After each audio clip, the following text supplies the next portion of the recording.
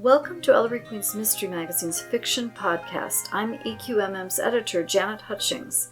Award-winning British author Marilyn Todd has many novel-length historical thrillers to her credit, and she's contributed some 4 dozen stories to EQMM over the past 2 decades. Nearly all of her stories also have historical settings. They take us as far back in time as ancient Greece, and they allow us to visit periods as recent as the 1960s. The story the author has chosen for this podcast begins in the doo-wop era. Here is A Long, Slow Dance Through the Passage of Time by Marilyn Todd. It's read for us by actor Mandie Davis.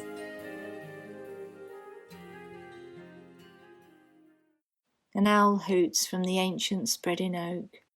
Voles rustle through the fallen leaves along the hedgerow.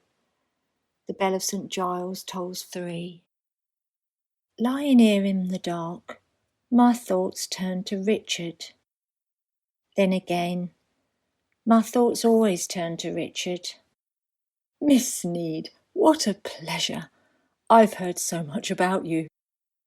Perhaps I looked at him too sharply because he blushed. Oh, nothing bad, you understand. Quite the contrary. It's just that my parishioners, well, some of them gossip. Oh, not in a spiteful way. I mean the way they chatter. Funny how people stammer and gush to cover the embarrassment you caused them in the first place. He cleared his throat, held out his hand. Reverend Jenkins, Richard, what I'm trying very, very badly to say is the church is holding a dance on Saturday night in a bid to attract some younger members to our congregation. I don't know if you've seen the posters. Rock and roll? Couldn't miss 'em. Plastered over every wall and arch and bombed-out building, presumably because bill posters was only prosecuted if the perpetrator of this heinous crime was someone other than a man of the cloth. Oh, good, because the thing is, Miss Sneed, it seems that you have quite a reputation when it comes to the jitterbug. And other things besides, I thought. But, you know, the Yanks and what was said about them during the war. Oversexed, overpaid, and over here. Maybe they was, but Dolly Sneed always had a brand new pair of nylons, didn't she? Wore pretty shoes, the latest fashions, swung a handbag stuffed with Hershey bars, all at a time when everything from jam to milk to chocolate and tinned fruit was rationed, and the government only allowed you 1 measly egg a week. So up yours, all you snotty little cows who laughed at me in class and wouldn't let me join your stupid little cliques. Not so stuck up after that, were you? In your ugly ration book frocks and pencil lines down the back of your legs to make it look like stockings. Who had the last laugh then? So, I was wondering if you, know anything about this new dance craze? Might teach me how to do it? And that's how it started, Richard and me. Us rocking and rolling in an empty hall to Elvis Presley's It's All Right, Mama, another blooming Yank, perfecting our moves to Bill Haley and Fats Domino, so he could show a bunch of teenagers that God was cool and church was fun. And I could show a bunch of frumps from school that I still had it, and not just that I had it in spades. Unlike them, I'd kept me figure. The Americans, bless their generous hearts, were still flying their B-26s and B-29s out of Bovingdon back then. And though I never actually saw Clark Gable or Bob Hope wandering around Watford during the war, I caught a glimpse of James Stewart one time. At least I think it was him. And I'm pretty sure that bloke outside the dairy was William Holden. Spitting image from the back. That walk, you know. The point being, you never knew who you might bump into. Maybe get a lucky break in Hollywood or even British films.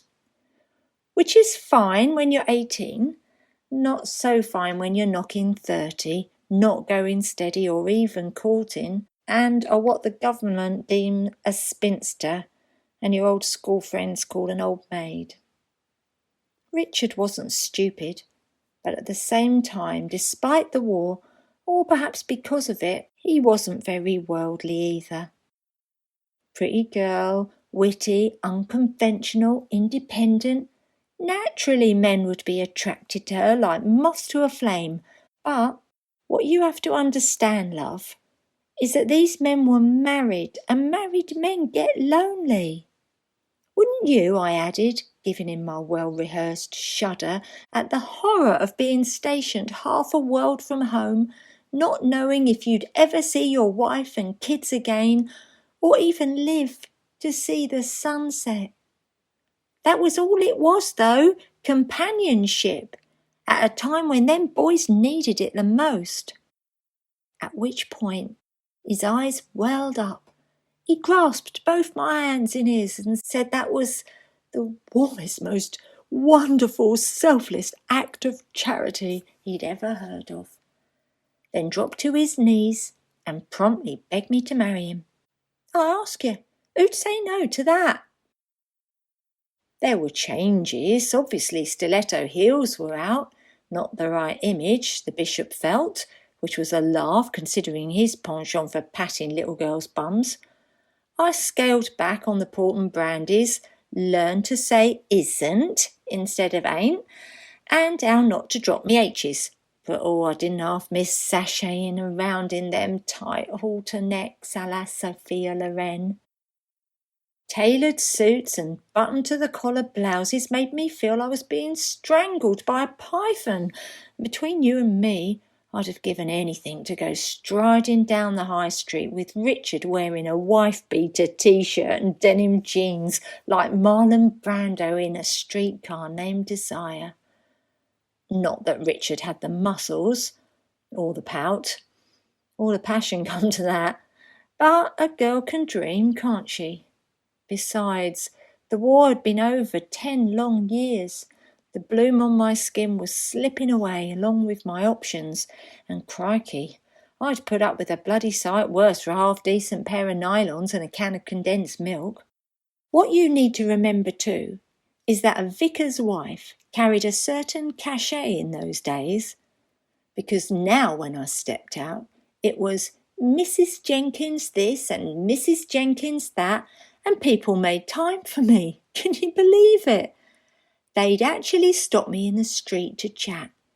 Church staff, as you'd expect, but still, they stopped, showed respect for the first time I remember. And as though an invisible hand had flicked a switch, suddenly there was no more sniggering about my name, my nose, my whiny voice and lack of table manners.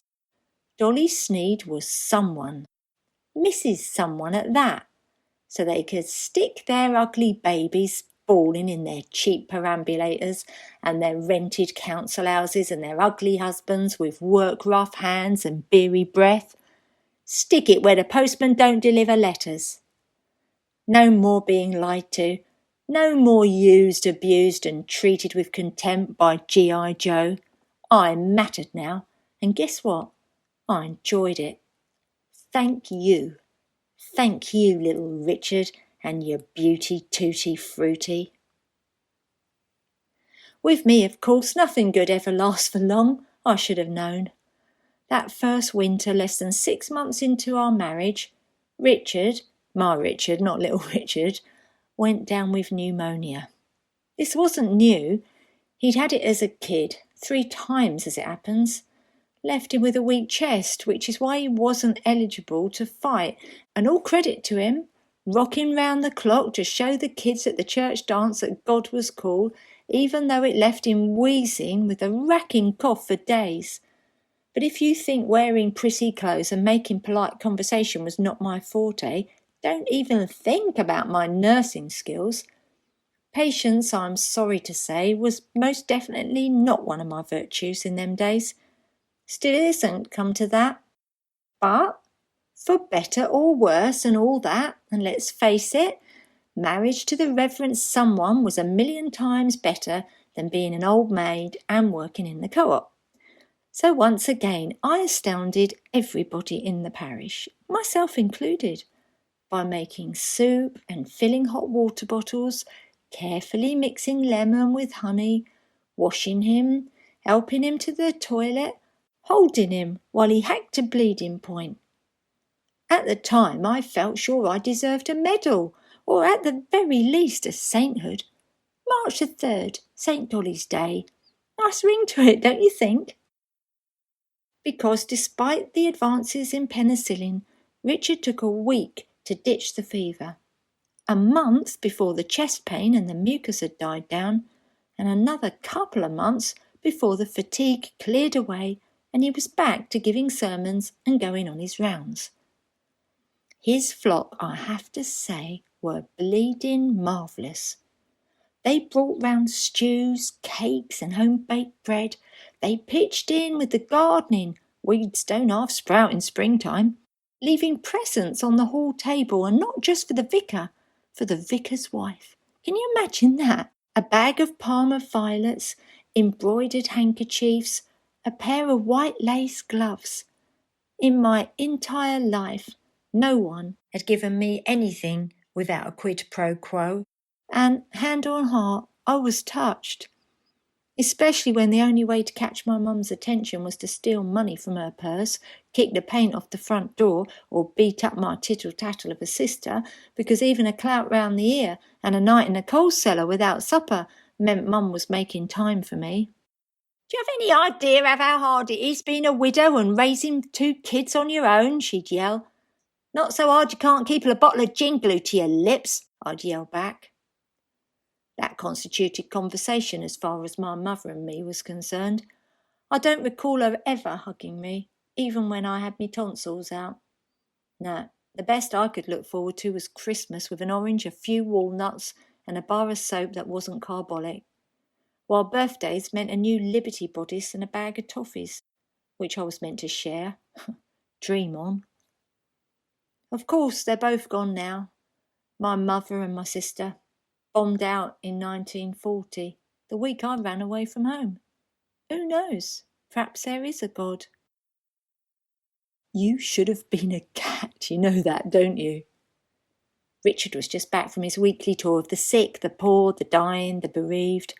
I was at the dining room table, head down over my new Singer sewing machine, because that's another skill I didn't know I had. The ability to make my own clothes. And I was good at pinning on the paper patterns, cutting out the fabric, tacking, hemming, pinking, sewing seams. I was. A skill, admittedly, which sprung from my desire, some might say obsession, with trawling through them great big pattern books in the department stores. Vogue being my favourite, but give me a Butterick or a McCall's and I'd be lost for days. Drooling over film star evening gowns with fishtail hems and off-the-shoulder necklines, or big wide skirts, bebopper lula and skin-tight pants like Audrey Hepburn wore in Funny Face. Own up, Richard Jenkins. Who was it snitched about how I spend my time curled up at the foot of the bed when you're out? He laughed, kissed me on the ear, having missed my mouse because I needed to fix a seam that needed unexpectedly repinning. Secrets of the confessional, I'm afraid. He slumped down in the armchair.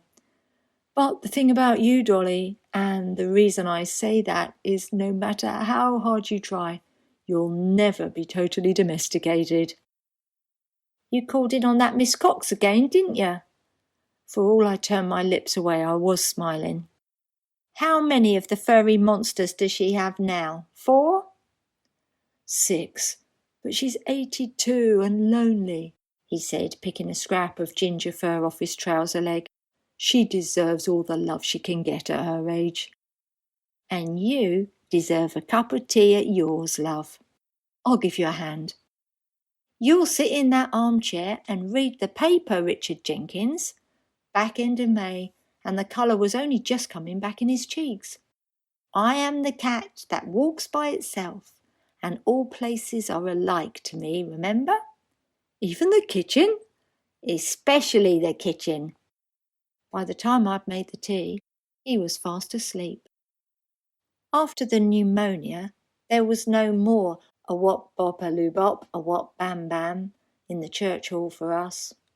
No shake, rattle and rolling, no stepping on anyone's blue suede shoes. Of course, we still tuned our wireless to Radio Luxembourg of an evening, at least those evenings when Richard wasn't at church meetings, taking choir practice or running beetle drives, which, I might add, I avoided like the plague. You ought to come, he'd say. They're fun. Fun? Rolling dice to pin different body parts to insects? Next time, I'd say, with a twinkle in my eye. He knew I was happier alone with the record player, bopping round the living room while the jailhouse rocked, and Guy Mitchell never felt more like singing the blues. I think deep down inside, he also sensed that his parishioners were happier too, that without me there, a non-believer in believers' clothing, they breathed more easily. Hypocrisy always finds its level. But life after illness finds its level too, and me, I found another skill, organising things, jumble sales in particular. Again, not my first choice, but when Mrs. Meredith had a stroke, someone needed to step in, and I don't care who called me a bossy, rigid, rhymes with witch, I got the job done, didn't I? That year, the church banked a third more in takings, which was a terrific boost for Richard's new soup kitchen project. So you can shut your ugly faces, all you backbiters from school, and remember who it was that raised more food in that year's Harvest Festival than any that had gone before it. And so what? A bit of swearing slipped out there. No one's bleeding perfect. As for Richard, well, slower songs meant slower dances. And what's wrong with clicking your fingers to Blueberry Hill? Or tapping your toes from the sofa while someone went sneaking round the corner? Could that someone be Mac the Knife? The Clean Air Act meant a new gas fire downstairs, a 2-bar electric in the bedroom, and that autumn we was as warm as toast, drinking a cheap sherry the bishop and his boring wife brought round, watching the brand new ITV channel, playing Monopoly and going to the pictures. But like I said, when it comes to Dolly Sneed, nothing good lasts long. Richard, poor bugger, caught the flu. Excuse my swearing, but holy bleeding. Because if you think pneumonia's bad, this was 10 times worse. First off, his temperature shot through the roof. Scary enough, but add on chills, joint pain, diarrhoea, that was just the tip of the iceberg. And I'd never known so many heart-stopping moments in my life. Considering the epidemic started the year before, I suppose he was lucky not to have caught it then. Asian flu, they called it. Something to do with ducks, don't know what exactly, but I do know 3,500 people in Britain died from it. And when you're prone to bronchial pneumonia, I swear the pearly gates creaked open 6 times. Once again, though, his parish proved terrific. Even though he was laid up in hospital, they brought round pies and soups and stews and pasties for me, baked flapjacks, Swiss rolls and macaroons, and swamped the entire house with flowers. This was winter time, remember, and the sacrifices them poor people made to buy me roses, violets, lilies, freesias brought a lump to my throat. Their scent lingered right the way to June. The women, bless 'em, knitted shawls for the vicar's wife and Aaron Cardy for the reverend. Their husbands mowed the lawn, checked out the electrics and the plumbing, replaced 2 washers on the taps and repainted the kitchen and the lounge. As for the books they donated, dear me, I'm sure we ended up with more than the local public library. But you won't hear Dolly Sneed complain. Believe me, when you're nursing an invalid back to health, time passes slower than a snail without its shell. Leastways for active girls like me. I drank too much, I must admit, and sod the port, just give me the bloody brandy. But the bottle and the books between 'em saved my sanity, because, what's that saying? Them what never reads live only one life. Them what does live 1,000. Glutton that I was, I guzzled everything, from Pulp Fiction to biographies. via serious literature and lurid magazines. National Geographic was my lifeline. Without 'em, see, it was just me and the Courvoisier, taking me back to days when strong arms pulled me, laughing, onto the dance floor, and I'd jive and jitterbug until the music stopped. Glenn Miller still ringing in me ears as the same strong arms pulled me down. That's when I'd close the living room door so Richard upstairs in bed wouldn't hear, and blast out things like Boogie Woogie Bugle Boy and In the Mood, where Courvoisier and I could pretend I was wearing strappy shoes with a little bow on top, and that frilly skirt that showed my petticoats and sometimes more, while men whistled, clapped and cheered. And he began reasoning to himself, saying, "What shall I do, since I have no place to store my crops? Funny, I thought the delirium had passed a month ago." "Next Sunday's sermon," Richard said, smiling. Luke 12:16-21, the parable of the rich man whose land was proving remarkably productive. Then he said, "This is what I will do. I will tear down my barns and build larger ones, and there I will store all my grain and my goods. And I will say to my soul, Soul, you have many goods laid up for many years to come. Take your ease, eat, drink, and be merry." But God said to the rich man, "You fool, this very night your soul is required of you. And now who will own what you have prepared? So is the man who stores up treasure for himself and is not rich toward God." "God said that?" His exact words. My turn to laugh. "Why are you telling me this?" I shot a comical glance over my shoulder. "Did God tell you in his exact words that the Grim Reaper's creeping up about to swing his sickle any second?" He smiled, but this time it didn't reach his eyes. "I'm worried, Dolly. In less than a dozen years, people seem to have forgotten the horrors and the deprivations of war. And you worry too much, Richard Jenkins. That's what you do. You spend too much time out there in the parish." "I'm their minister. They need me." "I need you too, love. You're hardly ever home." And when he was, it was only because he'd picked up a tummy bug from Sunday school or shingles from a kid with chicken pox. Trust me, if it was going round, he'd catch it. In fact, his resistance was so bleeding low, a common cold would lay him low for weeks. But God bless him, his flock never let up. Loved him like a son, they did. So even when one illness rolled into another and he was bedridden half the time, they'd bake around the clock. Knit, sew, make the prettiest lace outside Flanders. And you know the funny thing? They didn't do it out of duty, boredom, or any of the reasons I'd have done it for. They did it because they liked me. Imagine that! Dolly Sneed, Mrs. Popular. Who'd have thought it, eh? That's when I started pressing some of the flowers. Not the likes of Joe Mackenzie's roses or Miss Hemming's potted cyclamen. I didn't need no physical reminders of their generosity and help. I'm talking about the pansies, violets, even that sprig of mimosa sent round by the girls I went to school with. And when they'd dried properly, squashed between the mammoths and the manatees in the Encyclopedia of Mammals, I propped them upright on my writing bureau, like pupils in a class, so I could look at 'em standing in a line and say, "Well, girls, never thought you'd be bringing me flowers, did ya? Not when you was teasing me about not knowing how to calculate, or when I got my Keats all wrong and called it myths and mellow fruitfulness, or 'cause I couldn't tell my acids from me alkaline. Who's top of the class now, eh? You answer that." I can't begin to describe what it was like when Richard died, and so I won't.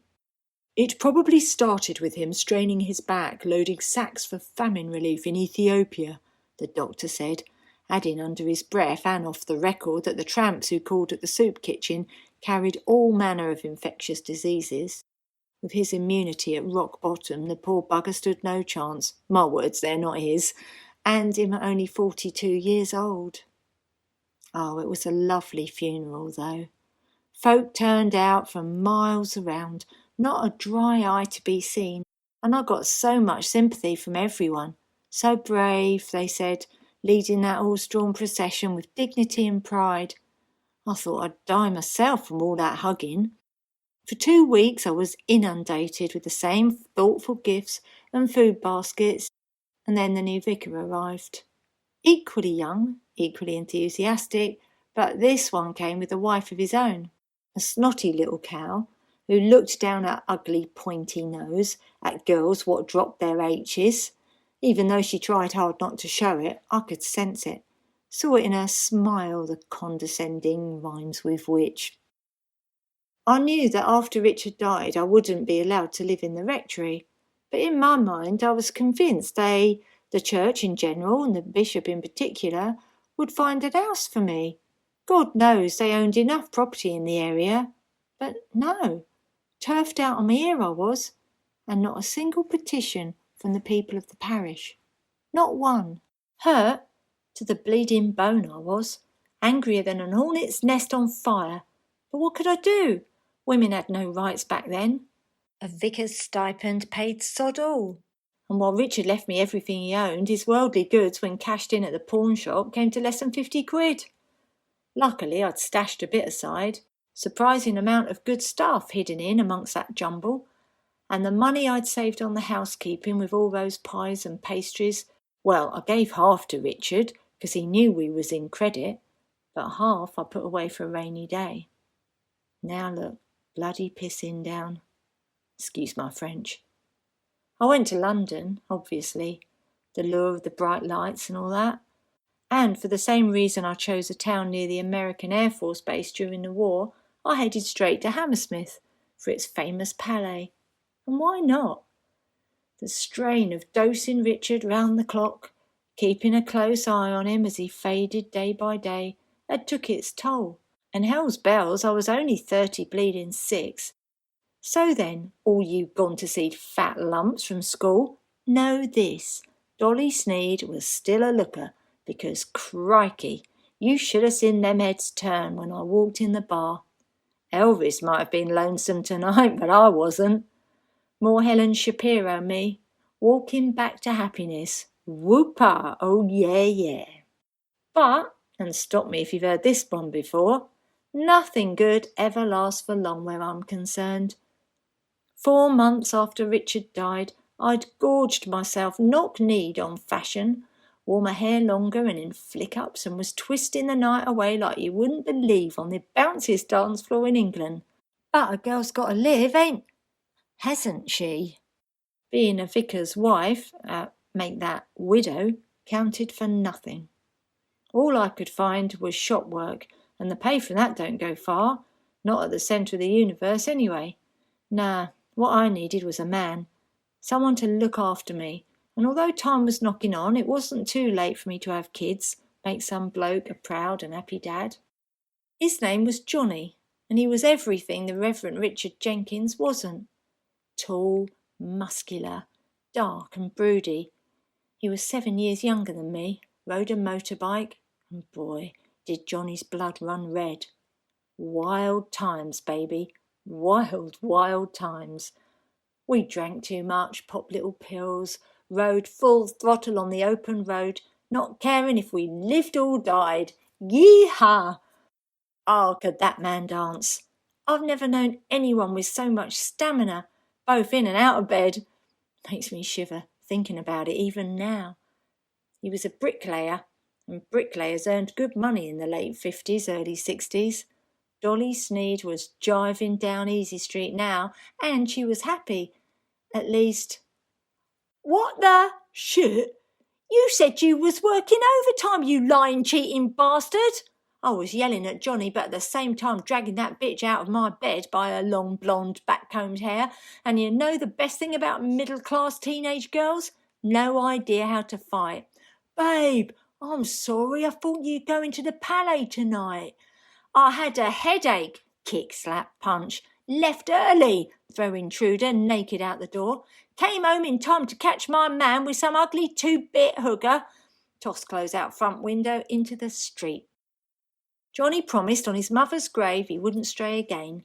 Blamed her, the booze, the Purple Hearts, but swore, on bended knee, it was the worst mistake he'd ever made. The worst mistake I ever made was believing him. Blondie wasn't the first, But what really cut me to the marrow, was that wasn't the first time for them. They'd been at it for over a month, creeping behind my back, shagging in my bed. And how did I find out? Johnny Subtle packed my bags and piled them in the lounge. I'm sorry, babe. It's just not working out for us. That's all you have to say? It was good while it lasted, but I found someone else. Just give me the key, babe. Don't make a scene. At that point, I knew why he called me babe. He called all his women babe. That way he never got their names mixed up. Didn't even need to remember 'em, the bastard. That was also the point where, in Pulp Fiction, they say the red mist descends. Red be buggered. This was white-hot anger. In the space of 30 seconds, I let rip with every ounce of ammunition in the store. I called him names. I smashed his plates. I told him what I thought of his leaving dirty socks littered round the floor and his rotten-tasting shoes. I screamed because he lied. I screamed because he cheated. I screamed because she was young enough to be my bloody daughter and had perfect little tits. And when he grabbed me by the wrists and said, "Calm down or else I'll call the police," I spat at him and hissed, "Just try, just you bloody try, because if I killed one man, don't think I won't kill you either, Johnny Kelly." Exactly. Me and my big mouth. Of course I tried to laugh it off. Blamed him, the booze, the Purple Hearts. Swore on my mother's grave it was a joke. A bad joke, sure, but one made in the heat of the moment. Broken heart and all that, Sergeant. The police didn't not believe me, but they needed to be sure. 3 days later, an exhumation order saw the Reverend Jenkins rising from his grave way ahead of Judgment Day. A post-mortem examination revealed large amounts of arsenic in the body. "Could be anyone," I wailed. "All them cakes and pies and pastries." "But you weren't ill from eating them, were you? There's no trace of arsenic in your system either." Something to do with hair, apparently. You can test for it in hair, and mine was clear. "We also found this article, Mrs. Jenkins, marked up and hidden deep in your belongings."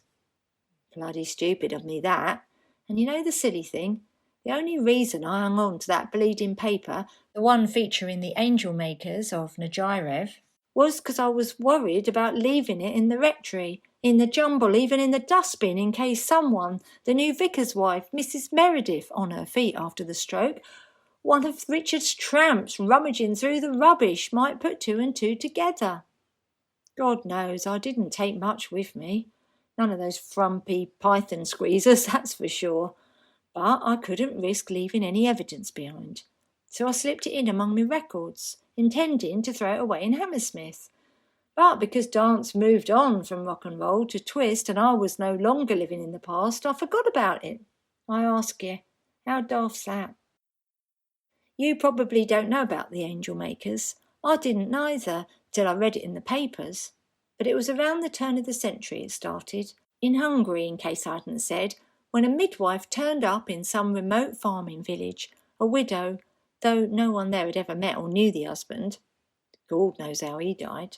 Anyway, as well as delivering babies and generally healing people, there being no resident doctors in remote farming villages, this woman performed abortions, which, of course, was as illegal then as they are now, and though she was arrested a dozen times or more, no judge felt inclined to imprison her for what they themselves supported. So far, so good. But then the Great War kicked off, didn't it? The men went off to fight, not sure which side, while prisoners of war were held in nearby camps and tasked with working the land in the farmer's absence. We don't need to be a genius to guess what happened next. Women, married off as teenage brides to husbands chosen for them, quickly found a strong-backed outlet for their repression. And when the war was over, they reasoned there had to be an alternative to the old days of subjugation, especially when a number of their husbands were abusive alcoholics and divorce was not an option.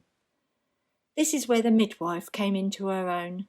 She boiled the arsenic off strips of flypaper and sold it, 120 penges down, 120 more after the funeral, and another 120 when the estate was settled to whoever needed it, which it seemed was pretty much everyone. It was said 300 people were poisoned by the ladies of Najirev, but that sounds an awful lot for one remote farming village. One thing's for sure, though, of the 50 bodies that was dug up, 46 contained arsenic, hence the name, the Angel Makers. "I've never bought a gram of arsenic in my life," I protested at the trial. "You ask any of the chemists, not one bleeding grain." "You did buy flypapers, though, did you not?" Oh, he was smarmy, that QC. Thought he had me there. "We was plagued with flies, ask anyone. What with the orchard out the back?" "Take that." "And so you used what? 10 flypapers a day, every day? 1 an hour?" I can hear the laughter from the gallery even now. Same horsey snorts I remembered oh so well from school, when I fumbled with my protractor and compasses, couldn't draw for toffees, and was hauled up before the headmaster for telling tales on Phyllis Hall and Joycey White. Yeah, well, laugh away, 'cause how many of them could have done their husbands in and not been caught? Like I said, though, me and my big mouth. You think I did it because of the excitement, don't you? That I was sick of cutting paper patterns, rifling through fusty attic throwaways, wearing collars that made you feel like you had a noose around your neck? Wrong. Boring, all that small talk, I'll agree, but that was the life I'd chosen. I was happy with my lot. Me and Richard shake rattling and rolling until his chest became too weak, and he threw his reduced energies into building up parish activities with things like beetle drives and relief funds. All good works, I grant you, and people loved him for it, and that's the point. They loved me too. Not in the same way, obviously. But once one illness rolled into another, then another, that weren't no life for him, poor sod. He was better off out of it, he really was. And I swear to God on my dear old mother's grave, Richard didn't suffer. Leastways, no worse than all the things he'd gone through a dozen times before, so he was used to it when you look at it like that. And come on, with all them pies and tarts and soups and stews, there were so many opportunities to slip the arsenic in, and the doctor, bless his cotton socks, did not suspect a thing. Strained back indeed. I honestly believed that when Richard was gone, and there was no more holding sick bowls under him or helping him on and off the toilet, his parishioners would look out for the widow Jenkins, that they'd find a little house for me, bring me gifts and food, and I'd return the favour by pitching in with beetle drives and stuff. I would. Give back some of the kindness they'd given me. 'Cause when it boils down to it, we all want to be loved, don't we? Instead, I'm lying in the dark with nothing for company except the cold, my memories of Richard, and that long slow dance through the passage of time. An owl hoots from the ancient spreading oak. Voles rustle through the fallen leaves along the hedgerow. The bell of St. Giles tolls 4. If I'd known my grave would be this lonely, I'd have asked to be cremated.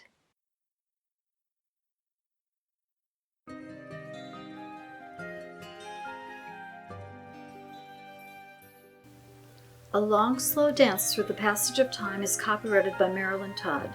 Actor Mandie Davis was the reader for the story. Music for this podcast was obtained from purpleplanet.com. Mixing and editing were done by Ray Purdom and Jackie Sherbo. You can subscribe to Ellery Queen's Mystery Magazine, where you'll find more stories like this one by visiting our website at elleryqueenmysterymagazine.com.